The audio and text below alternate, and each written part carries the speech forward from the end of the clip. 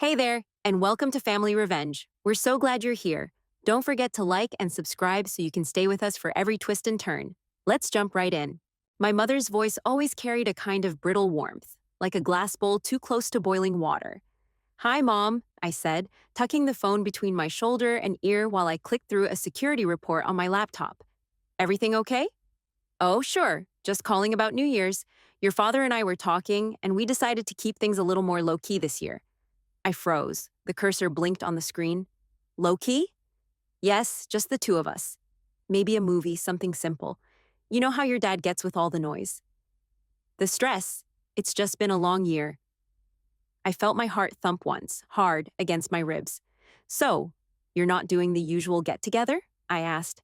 Well, she said, and I could hear her settling into the lie, like slipping into an old shoe. We're just scaling back, is all. And with your energy, I thought it might not be the best mix. Nothing personal, of course. I took a breath. I'd trained myself over years to control that breath, to press my emotions into a tight, solid cube and store it away for later. I could just drop off dessert, I offered. Still bring the rum cake like always. Oh, no need, honey. We already picked one up from the store? Of course they had, she kept talking. It's just, your energy can be a bit much sometimes.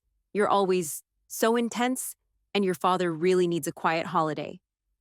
There it was, not, we'll miss you, or maybe next year. Just, your presence is inconvenient, unpleasant, uninvited.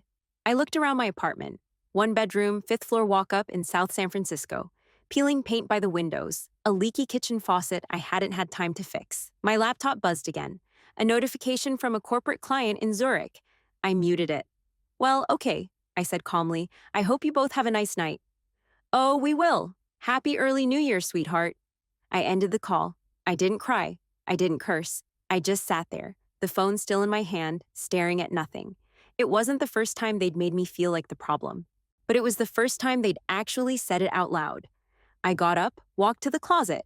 In the back, behind the fireproof lockbox, behind the stack of old file folders I hadn't touched in months, was the safe, the real one, combination still memorized. I clicked the dial slowly. 32, 15, 21. The latch lifted with a soft click. Inside was everything I had spent years not looking at. Receipts, scanned invoices, copies of wire transfers, bank statements with my name and theirs, month after month after month. I pulled them out one at a time. The folders labeled property tax, refinance documents, garage repair, second mortgage, Chase Bank. My own handwriting stared back at me, steady and meticulous. The room felt quiet, like something had been drained from the air. I set the stack down on the table and just looked at it. No more arguing, no more proving, no more being grateful to be tolerated. That phone call, the casual cruelty of it, that was the moment something finally cracked loose inside me. They didn't want me there? Fine, but they weren't going to keep taking from me either. Not anymore. 6 years earlier, the first payment had felt like love. That spring, my mom called in tears about the property tax bill, something about miscalculations, penalties. They're threatening a lien, Nadine. Your father doesn't need this kind of stress. It's just too much right now. I paid it that night, didn't even blink. Told myself they'd do the same for me. Back then, I still believed that. That was the beginning. After that came the garage. The door hadn't closed right in years, and after a minor break-in, more a raccoon than a robber, my dad called me. He sounded defeated. I can fix most things. This one's beyond me. So I wired the money, hired a local company, scheduled the install myself. No one ever said thank you, not out loud. But they did forward the invoice for future repairs directly to my work email, so I guess that meant something. Then came the second mortgage. My mother framed it like a group project. We're all pitching in, she'd said on the phone, breezy. You know, just helping your dad breathe a little easier. I remember hesitating. We're all. Well, she said quickly, obviously not Veronica, but your father and I? She stopped. We both did. Hung up on her name like a splinter under the skin. Veronica had died 11 years earlier. Drunk driver, early December. She was 24, and with those two words, obviously not. My mom erased the fact that I was the only child left. There was no we, just me. I signed up for recurring payments that same afternoon. Every month, like clockwork, the money left my account and disappeared into the bottomless pit of their house. I never asked what it covered exactly. I didn't want to know. Instead, I watched my own place grow stale. Leaky faucets, cracked tiles, a list of someday repairs I kept in my head but never prioritized, because theirs came first. Always. I told myself it was about love, duty, that I was strong enough to carry the extra weight. But sometimes, when I'd visit on Sundays and find my mom's foyer draped in fresh florals, or catch the subtle flash of a new cashmere wrap, I'd wonder, whose life am I really building?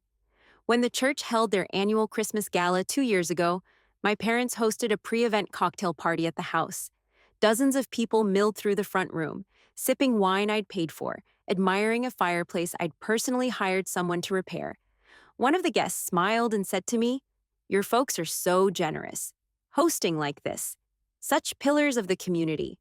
I smiled back, bit my tongue until it bled, because the truth was, my parents had become experts at rebranding my sacrifice as shared family wealth.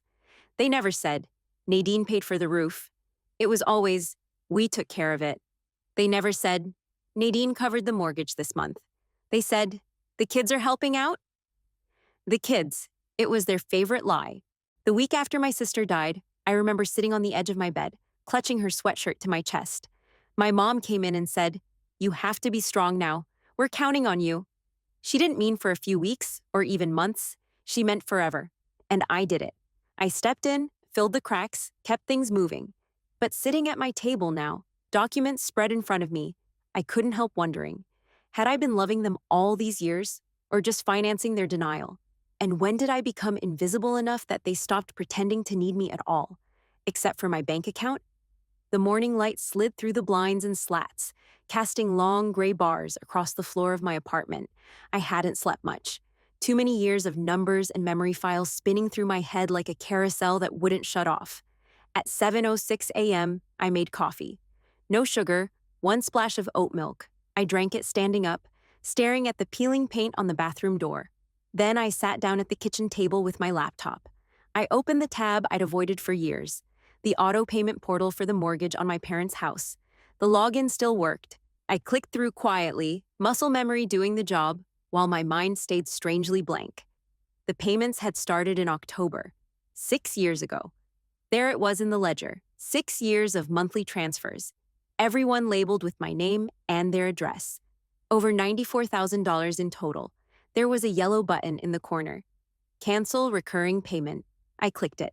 A pop-up asked if I was sure. "Yes," I whispered and hit confirm. Done.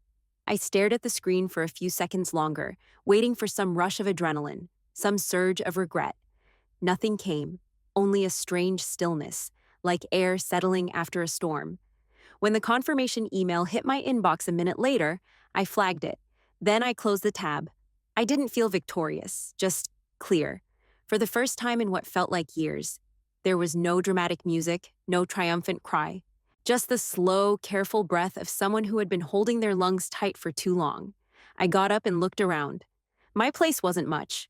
One bedroom, mismatched furniture I'd been too busy or too tired to upgrade. My couch sagged in the middle. The faucet in the kitchen leaked if I didn't turn it off just right. A lamp in the corner had to be unplugged to shut off. I looked at all of it, really looked, and saw it differently now. This is what I'd lived with to keep their lives from collapsing. They got new landscaping and a freshly painted porch. I got a space heater that groaned every time it kicked on. They had dinner parties and brunches with neighbors who thought they were stable, admirable people. I ate over the sink some nights, too exhausted from back-to-back Zoom calls to sit at the table. I thought about every dollar that could have gone toward my student loans. A down payment, a retirement plan. Instead, I had sent it to the same people who now told me, gently and politely, that my presence wasn't welcome, that my energy was too much, that a quiet holiday didn't include me. And for the first time, I didn't want to be included. Not in that version of family, not at that cost. I poured the rest of my coffee down the drain, opened the window, let the cold in. It felt like oxygen. I woke up to the buzz of my phone rattling across the nightstand.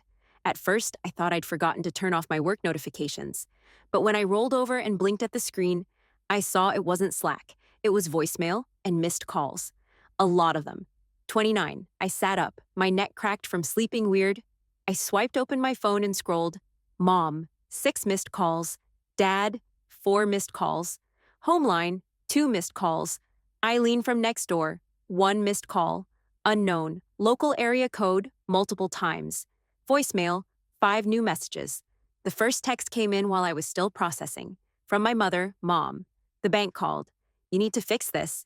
Then another. Dad, we're past due. What happened to the payment? I sat very still, letting the heat creep slowly into my chest.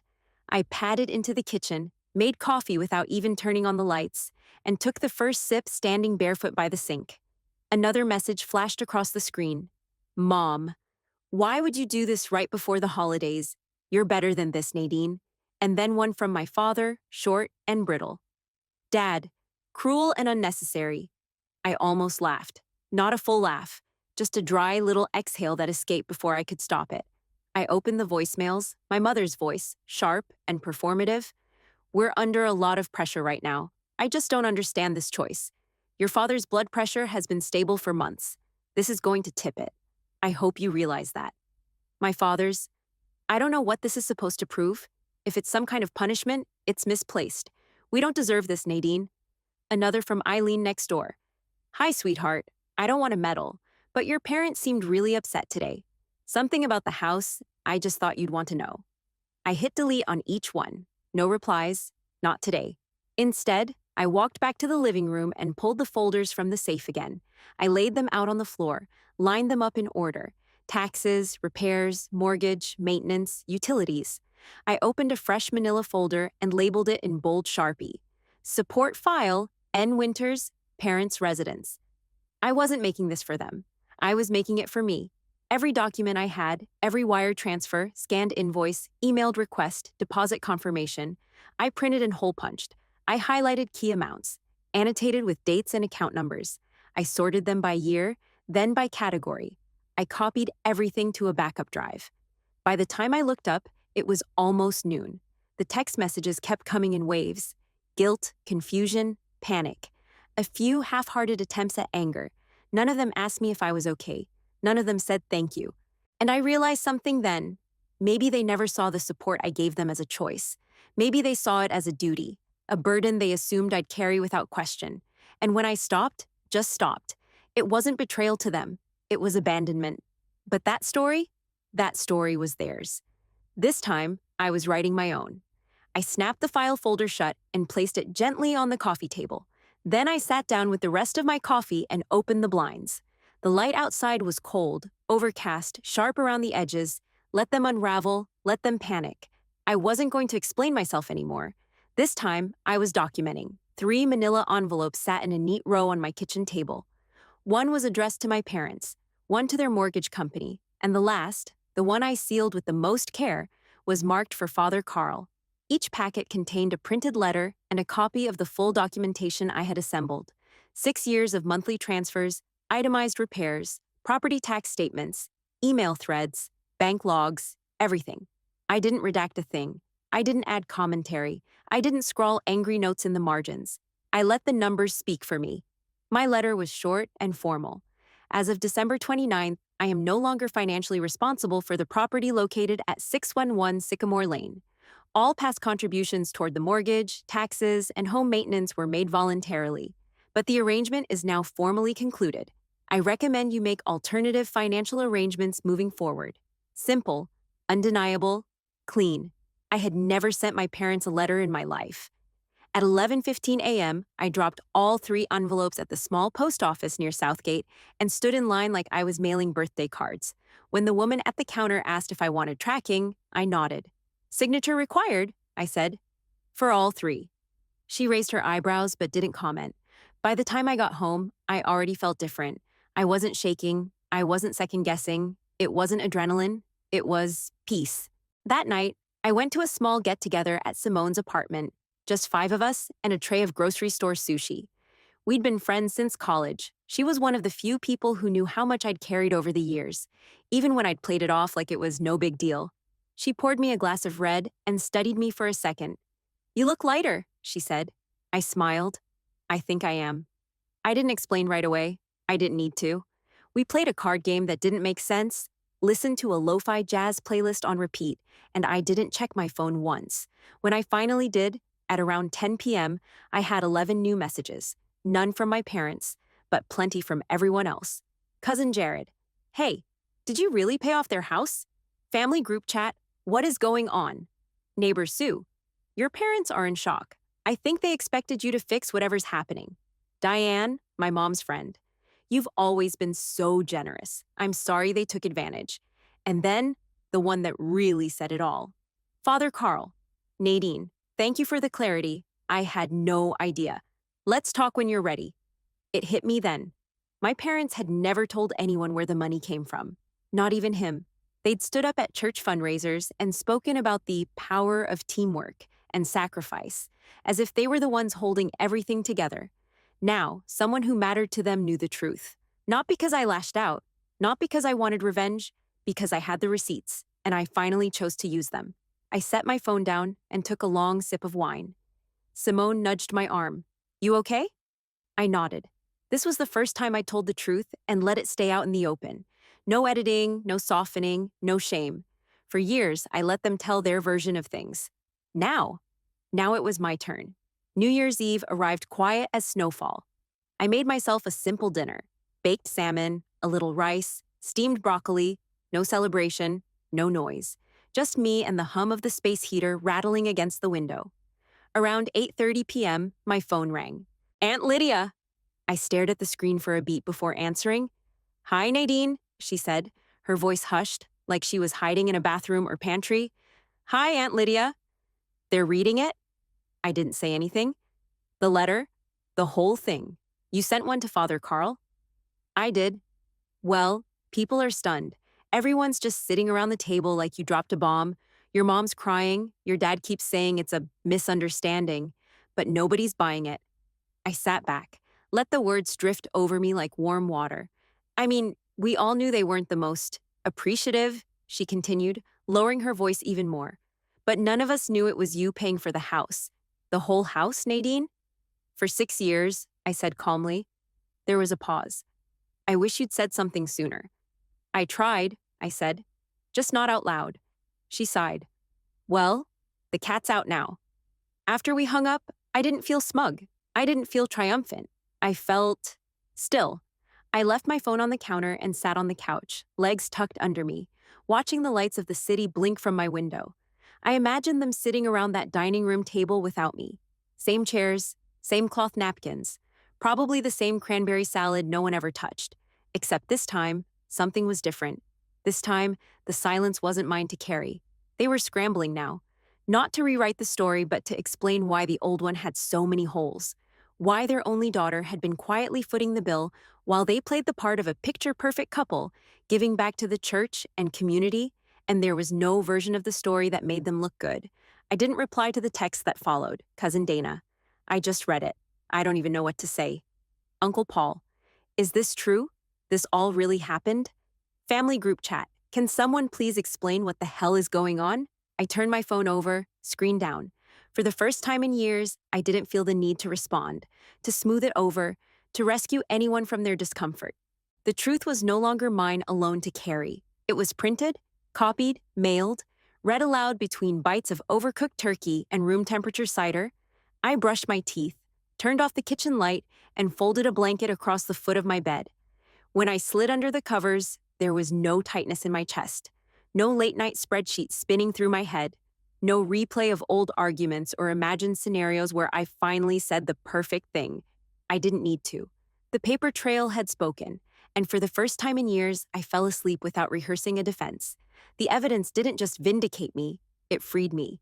New Year's Day started quiet. No alarms, no inbox pings, no holiday texts, not even a forwarded Bible verse from my mother. I made eggs, toast, and a strong cup of coffee. Sat at my table, just me and the silence. I didn't think about them. Not until the knock. 3 slow taps. Hesitant, I opened the door to find her standing there, my mother, in a navy wool coat I hadn't seen before, with makeup that looked too carefully applied, like she'd expected to cry. Her eyes flicked to the single-place setting behind me. I wasn't sure if you'd answer, she said. I stepped aside, wordless. She walked in like someone stepping into a church pew they no longer believed in. Her eyes scanned the modest space. She'd only been here twice, both times for a quick drop-off, always leaving with a little wrinkle in her nose. Today, she said nothing. Her gaze landed on the table. Just one plate, one coffee cup, a small vase of eucalyptus branches I'd picked up from Trader Joe's. "Just you?" she asked. I nodded. She pressed her lips together, and something in her face cracked. "I didn't come to argue," she said. I needed to see you." I didn't offer her a seat. She didn't ask. "I read everything," she went on, her voice barely above a whisper. "The packet, the letter to Father Carl, the mortgage statements, all of it." I said nothing. Tears welled up in her eyes, but she didn't let them fall. "We never meant to push you away?" I tilted my head slightly. "Didn't you?" She blinked. "That's not fair." "You told me not to come," I said calmly. "You didn't forget me. You excluded me." Her mouth opened, then shut. Her eyes darted around the room, maybe searching for a gentler version of the past. "You said my energy was too intense," I continued. "That dad needed quiet. You didn't ask how I was. You didn't wonder if I had plans. You just decided." She looked like she might collapse under the weight of it all. Instead, she reached into her coat pocket and pulled out something wrapped in tissue, a small, brittle arrangement of dried flowers and pine cones. I recognized it immediately. The centerpiece I made for their table 3 years ago. The one she'd told me was too rustic for their church group, but kept anyway. "I kept this," she said, holding it out. I didn't know how to say thank you without feeling small. I took it from her, slowly, gently, set it on the counter. "I'm not here to hear gratitude," I said. "I'm here to decide if I can believe you." She nodded, swallowed hard. "We talked last night. Your father and I. He's ashamed. He won't say it out loud, but I can see it." "I don't care about his shame," I said. "I care about what comes next." She finally sat, not at the table, but on the edge of the couch. "If we ask," she said, her voice cracking, "will you come next year?" I looked her in the eye. "If you ask," I said, "and not just because it looks good, and not because Father Carl expects it. If you ask because you want me there, maybe." She nodded. "But don't assume. Don't erase me. I'm not invisible. And I'm not a resource." The tears finally fell. She didn't sob. She didn't plead. She just sat there, quietly crying, as if letting it happen was the first real thing she'd done in years. We sat in silence together, the dried-up centerpiece between us, not reconciled, but no longer pretending. 3 months later, the cabinets in my kitchen were a fresh shade of teal. I'd painted them myself over the course of 2 rainy Saturdays in March, splattering paint on my sweats and discovering muscles in my shoulders I didn't know I had. It wasn't perfect. One corner had a brush mark I kept forgetting to fix, but it made the whole place feel different. Lighter, like it belonged to someone who had chosen it. Me. I'd opened a new savings account too, transferred money every week like clockwork. The same amount I used to send to my parents, now redirected back to myself. The first time I saw the balance cross 4 figures, I actually grinned in the middle of a grocery store checkout line. The teller looked at me funny. I didn't care. On Sundays, I went to a self-defense class in Daly City. The instructor, a compact woman with wiry arms and a "don't mess with me" grin, taught us how to stand grounded, feet firm, eyes forward. "You don't have to hit anyone," she told us. "You just have to mean it when you say no." I thought about that often. No had always felt like betrayal before. Now it felt like a full sentence. I started making time for the things that used to feel optional. Movie nights with my upstairs neighbor's daughters. Saturday mornings with Simone at the flea market, where we tried on sunglasses we had no intention of buying. Walks alone, just to move and breathe. My parents were quiet now. After the confrontation on New Year's Day, there had been a few careful texts, mostly from my mother, short ones. "Thinking of you. Hope you're well." I answered occasionally, but the dynamic had shifted. I no longer bent my schedule around them. No more emotional bookkeeping. No more checking in, just to make sure they were okay.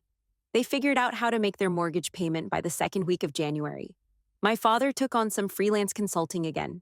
Quietly, without admitting it was necessary, my mother sold a set of collectible dishware to cover a utility bill, then posted about decluttering for joy on Facebook. We still spoke sometimes, but the calls were surface level, polite. Nobody asked me for anything. Nobody expected me to fix anything, and I didn't offer. I wasn't cold. I was just free. That night, I made myself a simple dinner: lemon pasta, roasted Brussels sprouts, a slice of sourdough from the bakery down the street. I set the table for one: plate, fork, napkin, wine glass. Then I lit a small candle. I sat down slowly, hands in my lap, looking at the quiet space around me. No noise, no tightness in my chest, just the sound of my breath and the ticking of the wall clock. "This isn't lonely," I said aloud, voice calm and certain. "This is mine." I took the first bite, and I didn't rush. For the first time in years, I wasn't waiting for the next obligation. There was no emergency coming, no one on the other end of a balance sheet, just me, still standing, still whole, still here.